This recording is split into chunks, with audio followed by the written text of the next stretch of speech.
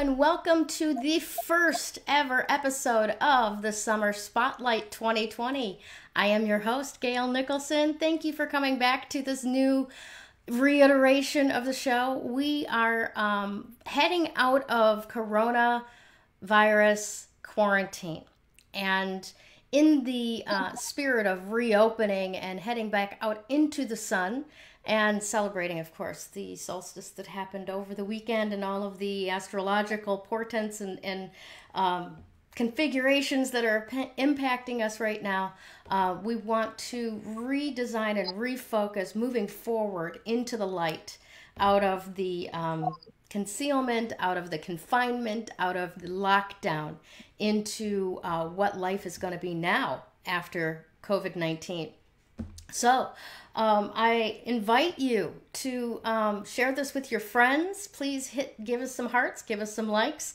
If you can, go over to the YouTube channel and subscribe. And I am looking forward so much to offering you more and more insights into different people around the web who are helping others make it through these chaotic and confusing times. So without further ado, I want to introduce you once again to one of my favorite guests on this show, Ms. Joanne Angel BarryColon, certified fitness personal trainer and owner of Wholistic Fitness in Queens, New York. Thank you once again for joining me, Joanne. How are you doing today? I am doing well, and thank you so much for having me again on this first episode of the Summer Spotlight 2020. It's exciting. Thank you. I think so, but I'm a little partial to it. Anything new is exciting. Right? Yes. Yes. There was an album put out by Barry Manilow a number of years ago, 20, 30 years ago, but it was called Manilow Talks, and it was all these little moments of his opinion on things, right? And one of those segments is, endings and new beginnings. And, that's why he triggered in my head when you said that, because you said exactly what he said, that new beginnings are always exciting. Yes. Always exciting. There's so much potential and so much possibility and so much out there that we can create. So with these new and changing orders statewide, I know you're in New York State. I'm in Arizona, where they've gotten butt pucker scared again and everything's on a second close down. Yeah, it was. I got shunned out of a Walmart yesterday for getting a mask. So I didn't make a big deal about it. I didn't go full Karen or anything. Yeah. But it was like, okay, all right, fine, So in the industry of personal physical fitness, a lot of people are going to be going, oh, my gym's open. Should I go? Right? And that's what I'd like to talk to you about today, is considering that question with some wisdom and some forethought. So, what do you think? If a person has got a membership at a huge warehouse exercise place that's got 20 weight machines and 30, yoga mats or whatever, it's geared for large amounts of people, do you think that it's safe for them to be going there to work out yet? Well, that's a loaded question. And hopefully I'm going to have a loaded answer. Yes. And it's interesting because I actually had this same conversation with a client of mine who lives in Florida, and I've been working with her remotely since the gym's closed. And she just recently told me that her gym has opened, and she has what do they call it? A compromised immune system. So she's concerned about going. Mm-hmm. She did receive an email from the gym indicating that they are going to be practicing the social distancing and also wearing masks. Now, what I like to touch on with just that alone, as a certified personal trainer, and also using a little bit of common sense. I don't think you need to be a certified personal trainer to get this concept. But when you're working out is challenging enough breathing-wise without having anything over your face.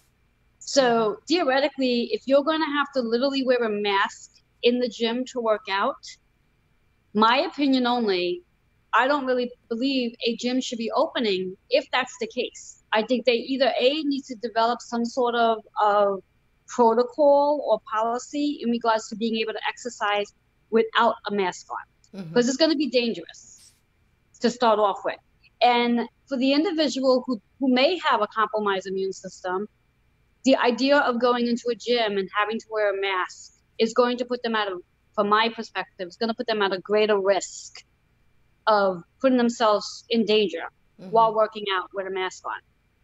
And in reference to, I mean, yes, I know it's really exciting. Everyone's like, yay, my gym is going to open up again. And should I be going? So now, again, for those who are going to choose to go, some of the things that I would suggest people to do, ideally, obviously bring a towel. This way here, you can drape that towel over the equipment you're going to be using. Because yes, I know the gyms are going to be sanitizing and whatever not, but to be safe, a long towel, something like you would use to go to the beach where you're going to lay on. Okay. This way here, you're covering the machines. Secondly, also for those who are going to take classes, bring your own yoga mats. So you're not using the gym's mats. You're going to use your own mats. So you know that it's got your own germs on it. Because no matter how much they may clean down the yoga mat, I don't believe they're going to be able to clean them down as quickly between classes, whatever have you. So I recommend those two things are like most important. And third, if they are really requiring people to wear those masks, you may have to use your own judgment, and maybe rather than wearing the mask all the way up where it's covering your nose, wear it that is just below. And even if possible, go even a little lower when you're not around people. Okay. Now, my actual own personal opinion of it all, I really think anyone who has a compromised immune system is putting themselves at major risk if they're going to be going into a gym to work out with a mask. It's not healthy. It's from my point of view, it's dangerous. Well, I don't disagree with you. And from just the common sense point of view, I mean, when your heart rate gets up there and you're breathing, you're already taxing your system exponentially. That's the whole point of working out is that. But you really, really need that oxygen flow. And if a portion of the oxygen flow that you're getting is your own carbon dioxide and your own expelled bacteria, and your capillaries are wide open. Yes. I mean, it sounds to me like a recipe for just injecting germs into your bloodstream. Exactly. But again, that's just, and I found out an interesting little tidbit about those N95 masks that everybody are like, yeah, these are the top of the line. These are great. These are the ones to have, right? The ones with the little vents on the side. Now we're 3 months into this. This is the first that I had read this. Those masks are made to be used in an area that's already contaminated. Okay. Oh. So it filters what's coming into you. It does not filter your breath going out. So if you think you're protecting anyone else by wearing that mask, you're not.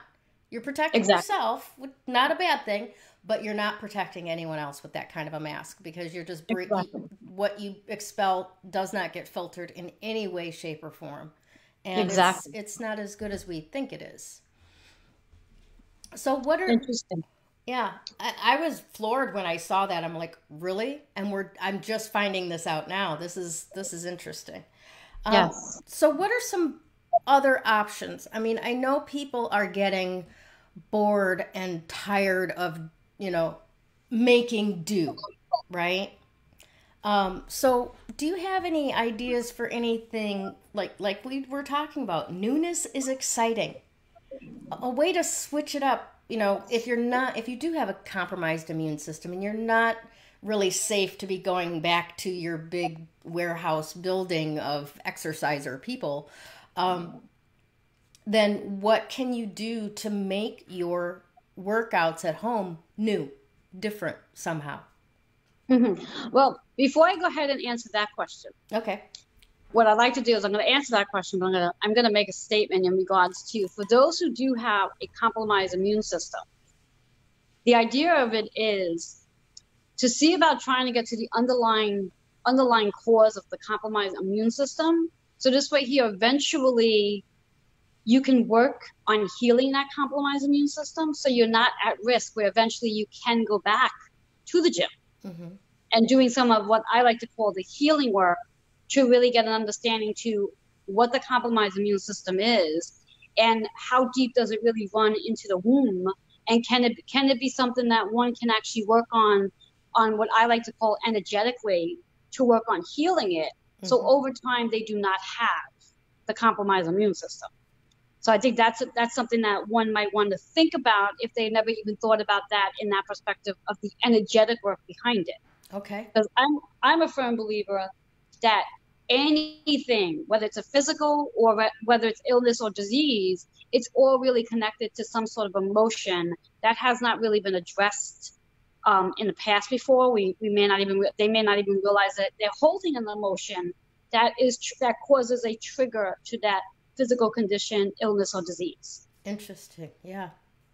And if they can look and evaluate that, or even for that matter, just have a conversation with someone like myself who does healing work, to find out whether or not they are that one person that may be able to heal their autoimmune disease through some healing work, and really get into the, as I like to call it, the nitty gritty of it all, and really start working on pulling out whatever issues that show up. Then they will not have the concern of, well, I have a compromised immune system, and is it really healthy and safe for me to be working out with a bunch of people, nevertheless with a mask on?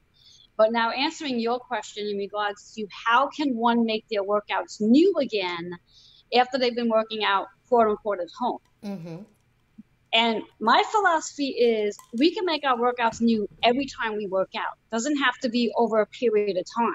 And my approach is, you take whatever workout you're doing, and either you start with if you have, let's say, a list of 12 exercises that you do, rather than starting with the first one every time you work out, start with the second one as the first one and change up the order that way. Plus, one can turn around and do, rather than focusing on how many repetitions they're doing, they can set their stopwatch and do that exercise for 30 seconds or a minute and get a different type of workout in that way. They can turn around and do what I like to call interval training, where they can, if they like to jump rope, they can use a jump rope. If they don't know how to jump rope, or they're not capable of jumping rope, they can pretend they're jumping rope.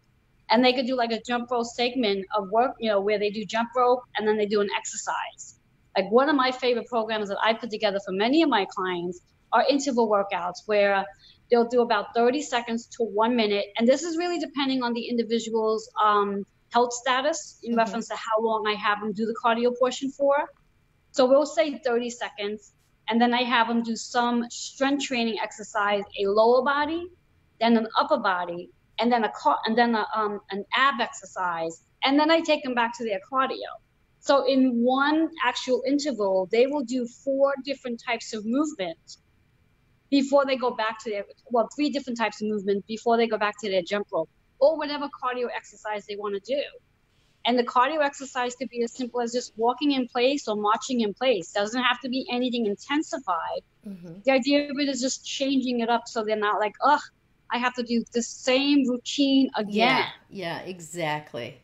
And some people like the same routine. I mean, I work with many different types of clients. Like, I'll say for my daughter, for example, every time she comes into the gym to do her workout, she says to me, "Mom, I need a new program." And I'm like, "I only gave you a new program the other day. Like, I need a new one today." I'm like, "Really? Like, how inventive can I actually be for you?" And I'm like, "Oh, I'm a personal trainer. I could be very inventive."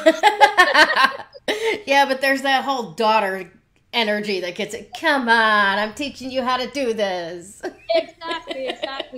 So for her, I have to put together a different program for her every time she does a workout, because she just needs variety. Where another client may be really okay with the regimented, let's say 12 exercises, and I hand it to them, In fact, I have this one client that if I change her program just by moving the exercise from the second exercise to the third, if I do that with her, she flips out. She's like, my program has changed. I'm like, yeah, I just changed the order. It's not that big of a deal. Oh, no, it's changed. I need to do the first exercise first. I'm like, okay. I can relate with that woman. What's that? I said I can relate with that woman. First of all, right, without your permission, I would never change the order of my workouts. There's obviously some sort of magic in the linear progression of all of this. And if I don't do this exercise before this exercise, it's going to hurt later. That's where mine goes, right? Oh, yeah. And well, it's funny so you say that. It's really funny you say that, because I've had clients who will skip a specific exercise where they won't do it, and at the end I'll go back to their page and I'm like I gave you 12 exercises, you only did 11. How come? Oh, I didn't want to do that one today. Like, what? Like, huh? I'm like, no, it doesn't work that way. We got to go back and do the exercise because it's just as important, you know. So again, going back to like, how do we prevent ourselves from getting bored? Now, I can never get that philosophy of getting bored, because to me, it's like, I've been working out since I'm 12. Mm-hmm. And, you know, I'm one of those types of people where I like a routine. I like to know that I'm going to do this exercise first. And, you know, maybe I'll change it up, just, you know, whatever. Mm-hmm. But there's so many different ways that one can really change up their whole routine without having to change the exercises. And it's like I just mentioned, the interval training, they can do rather than counting repetition, they can just set the timer and just do 30 seconds of movement in that exercise and just go through their whole regimen. And before you know it, they're done. Nice. You know, and also too, I mean, since they're not limited to a gym and they're working out from home, hey, go outside and work out. Mm-hmm. So that's a change in itself. Change your environment. I mean, it might be a little hot out there, but it's a good way. It's a good way to get on your sweat really easy. But just make sure you're drinking the water with the coconut water as well for the electrolytes. Excellent advice, especially that coconut water. Being here in Arizona, it's funny because you will see the masses of people out between 5 a.m. and 9 a.m.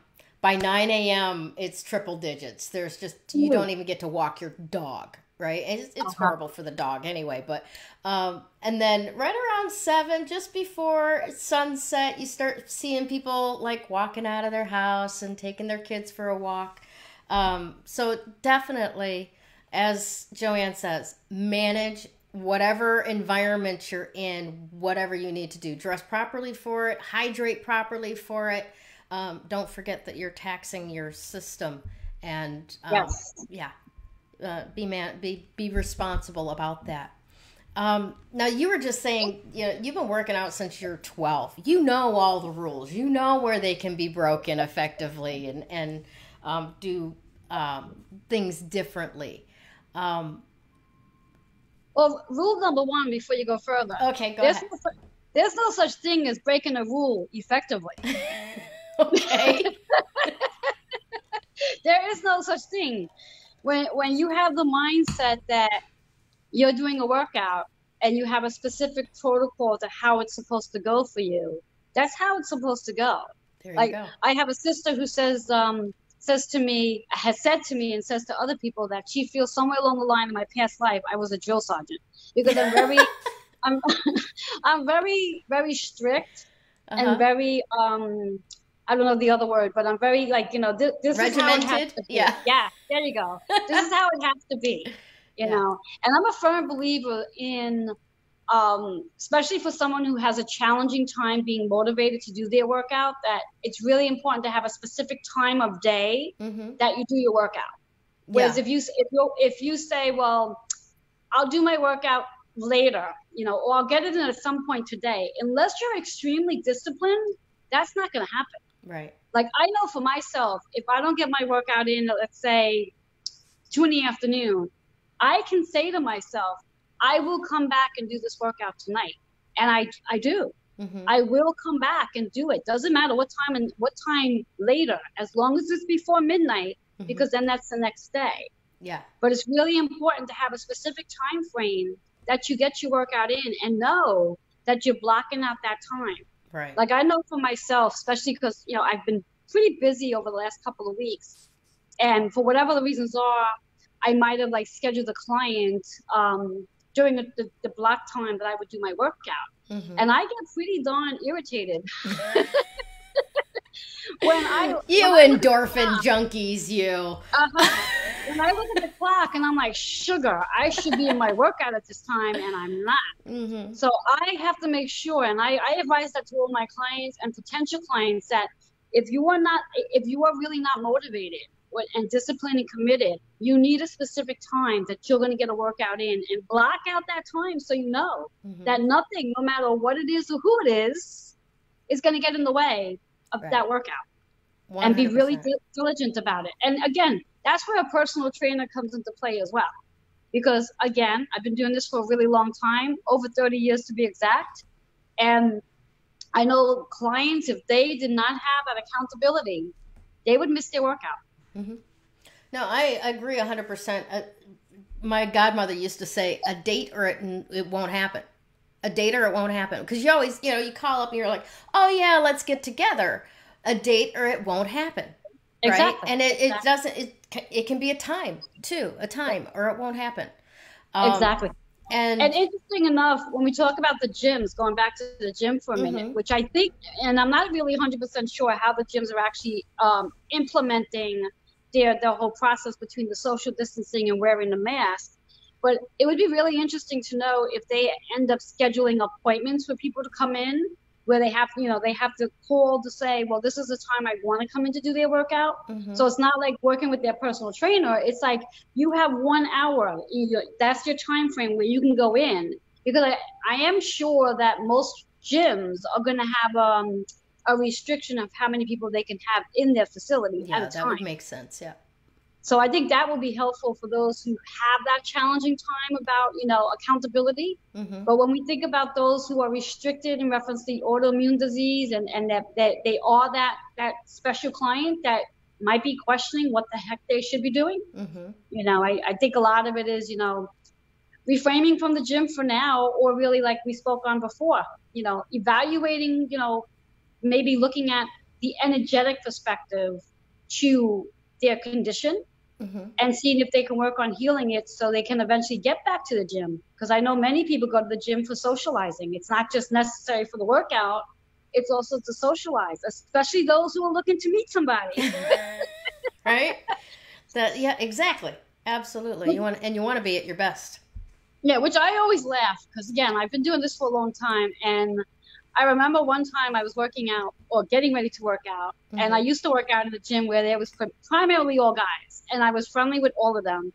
And I had come in one day and I had on this one-piece workout gear, which was shorts. And I was going to work my legs that day.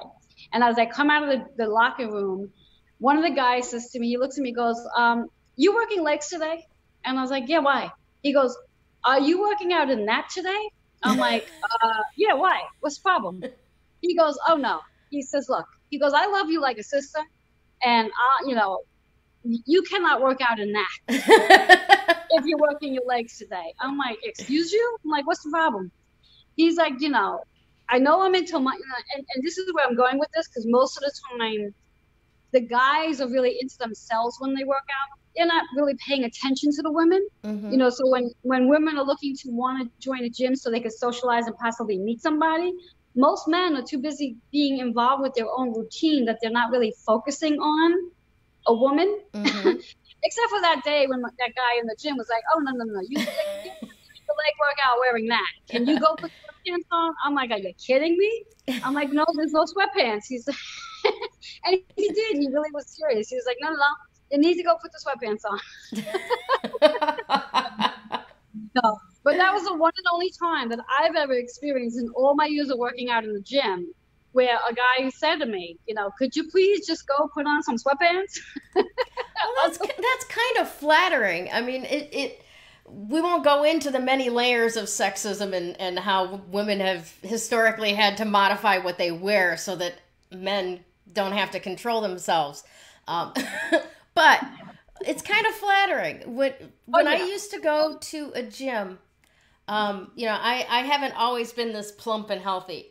A lot of my recovery from my childhood stuff had to do with me discontinuing the practice of starving myself when I thought I'd done something wrong. So I was severely underweight even after my kids were born. And I would go into the gym and I had like this special diet. I had to eat pasta. I had to eat all these things I don't even like. But because they're fatty, and bread, and I've never liked bread. And I would go in there and I'd be working out and I would look around and I would be getting all of these nasty looks from other women. Ooh. Because they didn't understand why I was there. I mean, I actually had people go, "What are you doing here?" Right? Yes.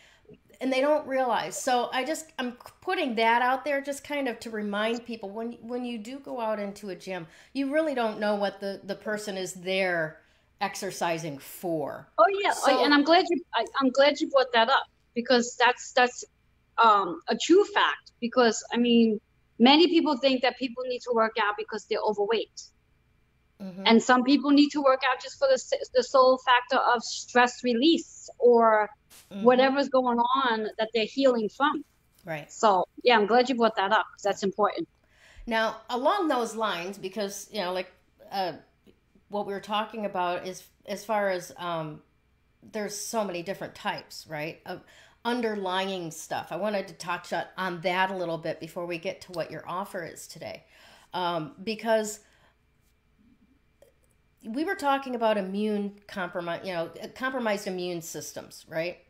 And sometimes it's not necessarily even an immune system issue, but sometimes maybe it's a pain in your body, right? Yes. Not too long after I started the last contract that I had with a day job, right? I developed this really bad pain in my shoulder and I couldn't raise my arms and, classic symptoms, right? Yeah. Of some sort of pinched nerve or knotted up muscle. And I went and saw somebody who has intuitive capacities, and she said, well, you're just carrying something that's not your own, right? Yes. And that's where that energetic kind of stuff can come in. I could have gone the whole medical route and chiropractor and x-rays and doctors and give me something to just relieve the pain and all of that. But what it really came down to was within 2 weeks after my contract with that company ended, the pain went away. Oh, yeah. I was carrying their business and it wasn't mine to carry. And on a deep level, I resented it. Yes. Right? I wasn't willing to choose otherwise, but I resented it. And that resentment caused a pain to linger until the trigger for that pain disappeared. So again, I'm just trying to bring this all around because a lot of the times what we think is a problem is not necessarily the problem. There's an underlying thing. Yes. Which is where I believe that your holistic approach to fitness, bringing in the Reiki, bringing in the energy healing as well to it, really offers above and beyond what you would get out of most workout places, right? Yes. You might get a little massage at some really great places, but it's not necessarily energy work, right? It's not Reiki. It's not chi going where chi is needed in this moment. So tell me a little bit more about what you do that brings that energy healing into it, and then tell us about what you've got on offer today for our audience. Sure. Well, when I work with clients, initially, I have a conversation with them to find out what underlying causes might show up for them. In regards, you have the traditional health form that most trainers have their clients fill out, which is really funny. I don't.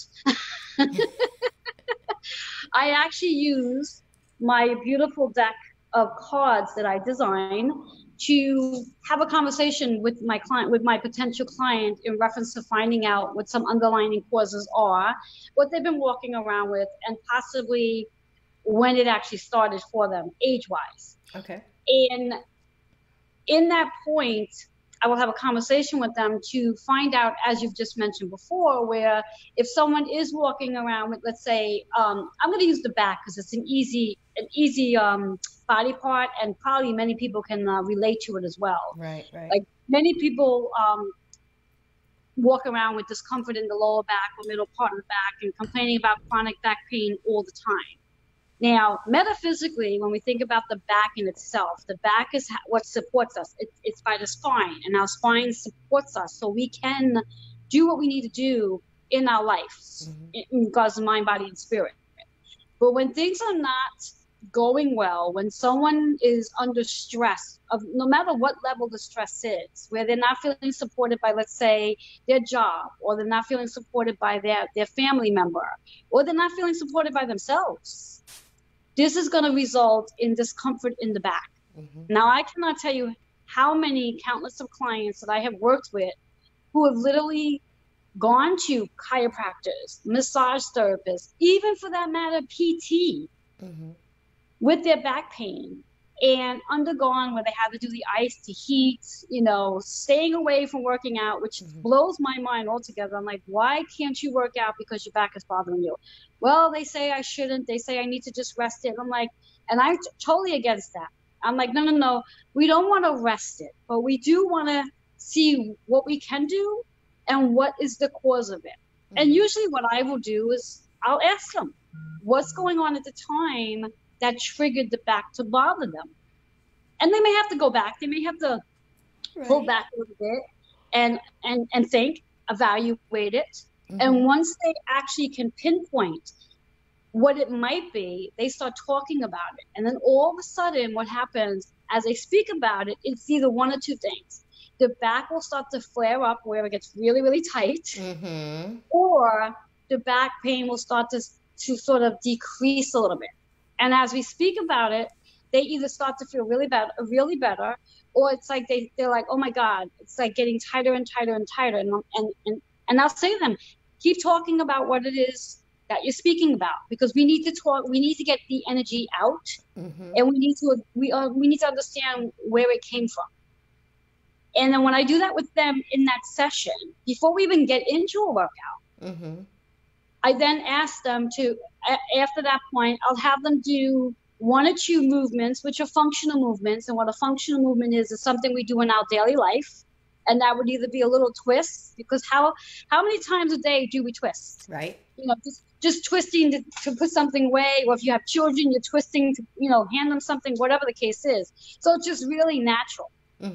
And by them doing that, they're getting the what we call the blood to flow, and also the energy to flow. And that allows whatever stagnation that's going on in the back to move. And upon having them having this conversation with me, they're moving the energy, the stagnant energy that's creating the back discomfort. And then usually what I say to them is within a couple of days, you will start to notice your back pain decreasing. And along with, I give them exercises to do. It's not just about, just the energy work. It's like I'll give them a series of some home exercises to do so they can actually help to strengthen the back as well.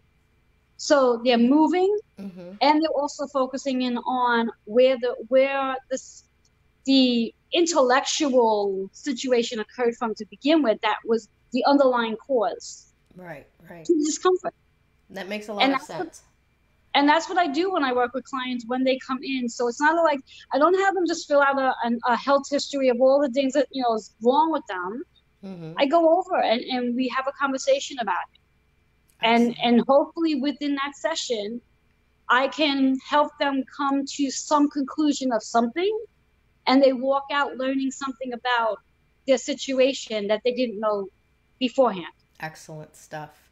I'm 100% online with what you're talking about, and you're reminding me of Louise Hay's book, You Can Heal Your Life. Yes. Boy, that is very, very helpful research for figuring out at the cause of, for lack of a better word, some sort of affliction. And I love how she separates as well. The lower back is like self-support. The middle back is like community support, like people in your family or people at work aren't supporting you, that type of thing. So you can get really specific when, okay, exactly where is the pain? Where is that sitting? And then lead in that way. Yes. That's awesome stuff. So what are you offering today? I mean, this is pretty amazing. I mean, you can't get this just anywhere. Yes. Well, I'm offering something amazing and very special. And it's free, a 10-minute, I like to call it chakra balance Reiki treatment. 10 minutes where it gives the individual a chance to taste the type of work that I do with them.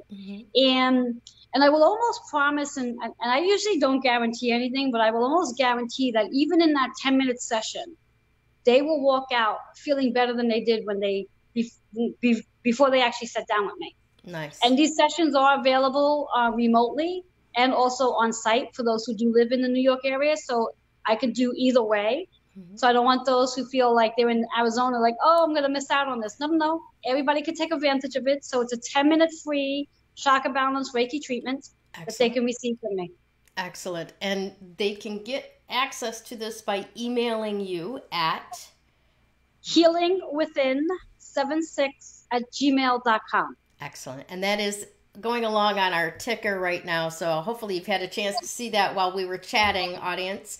And I totally encourage you to reach out and take advantage of this, because even just a 10-minute conversation with Joanne will have your day go so much better afterwards. I know from experience. Absolutely, 100%. So Joanne, final thoughts. Do you have any final thoughts for our audience today? I want to thank you for being with us. This has been wonderful for me. Thank you.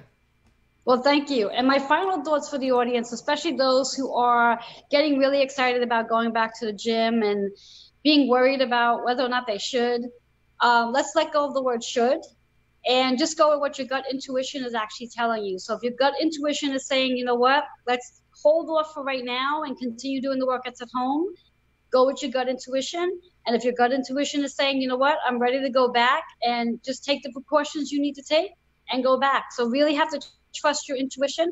Otherwise, reach out to me and I'll guide you. Awesome. Absolutely. Wonderful. Well, thank you again very, very much for being my guest again today. I always love having you on the show. Always a great time. And I look forward to talking to you again real soon. And I love being here. So thank you again for inviting me. Absolutely. All right, everybody, have a fantastic day, and I will talk to you again. Bye. When you open yourself up to actual energy work, makes that recovery progress so much faster. That recovery is possible.